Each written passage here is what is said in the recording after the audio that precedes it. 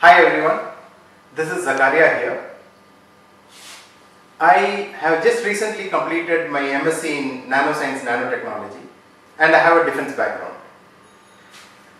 For opening up the world of Nanoscience Nanotechnology, I owe a deep sense of gratitude to Dr. S. Balakumar, Director of National Center for Nanoscience and Nanotechnology under the University of Madras, as also the professors along with him, including Dr. Amuda, Dr. Prakash, Dr. Ravi Shankar, Dr. Murugados, Dr. Sumati, Dr. Jayapriyan, Dr. Shashi Rekha, Dr. Balaji, Dr. Rajshri, Dr. Ilangovan, Dr. Ravi and Dr. Jayaraj.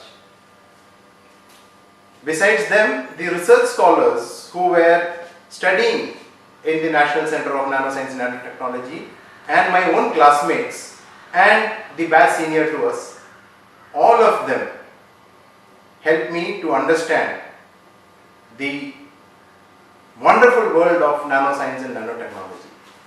During the course of MSc, when in the final semester when we were doing our project, I happened to have interacted with Indian Institute of Technology Madras. Thanks to Dr. Joel of the Aerospace Department, who introduced me to Dr. Tiju Thomas of the Department of Metallurgy and Material Sciences. And through him, I interacted with the ANN lab. It's a wonderful experience. And thanks to the interaction with the ANN lab, the research scholars there, and the other people connected with ANN lab, I was able to interact with a number of academicians and widen my knowledge on nanoscience and nanotechnology, to include Lieutenant General P.R. Shankar, who is a professor of practice at the Department of Aerospace, then Dr. Rajalakshmi, who is at ARCI CSIR, Dr. V. Natarajan, who is the Director of Research and Innovation Center of DRDO at IIT Park. Then also with Dr. V. Sampath and Dr. Kalapati of the Metallurgy Department of IIT Madras. All these academicians have made clear one thing, that nanotechnology and nanoscience is the technology disruptor of 21st century. There is an ocean of possibilities which it has opened up to make this place, this world of ours, a better place to live in. It is intriguing to note that there are so many mysteries in the world which can be answered through an understanding of nanoscience and nanotechnology. You know, the lotus leaf, the water just rolls down. Is it a wax on the lotus leaf? No. It's thanks to the nanostructures of the lotus leaf and the contact angle of the water that the water rolls down. Similarly, we see a lizard climbing up the wall. As young children, we used to think it's got some special suckers under its feet to hold on to the wall. But nanotechnology has revealed that there are nanostructures, and thanks to the van der Waals forces, a lizard is able to run over the wall. Similarly, we see a snail. It moves, leaving a lubricating fluid. But the same snail starts climbing up the wall. A lubricating fluid, also an adhesive, that's quite strange. Maybe it's nanofluid which is in work. So similarly, so many concepts can be drawn out of this. We can mimic nature and make this place a better place to live in. During the course of one's career, one encounters a number of yawning gaps, technological gaps, when we face problems. We desire there should be some out of the world technology which could bring to life some out of the box idea to help us overcome such problems. I feel nanotechnology, at least in our case, can be used so that the youngsters who follow me in my line of work do not encounter the same difficulties, the same handicaps which we faced. Applying all those experiences using the knowledge of nanotechnology, one could perhaps leave a better future for the youngsters who follow me. That's what I am looking at. You know, the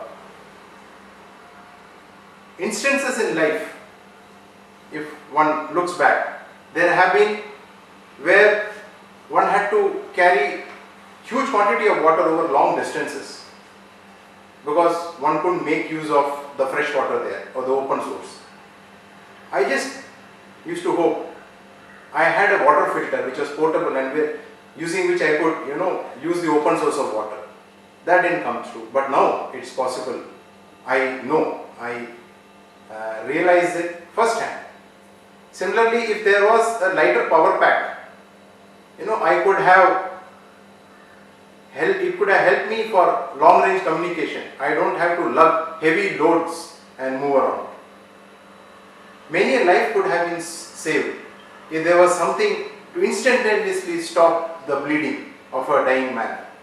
Today, nanotechnology ensures that such thing is feasible. Similarly, an ailment not detected in time, the reason or the cause or the diagnosis not done in time, we have lost lives. But now we can instantly detect such ailments, and perhaps in the near future, instead of using a diagnostic tool, we can use a theranostic tool to ensure that such ailments are mitigated at very short notice. The ANN lab has a wonderful environment wherein the solutions to the problems can not only be freely conceptualized but even brought to fructification. And Dr. Tiju Thomas is one of a kind teacher and mentor who is more of a learner.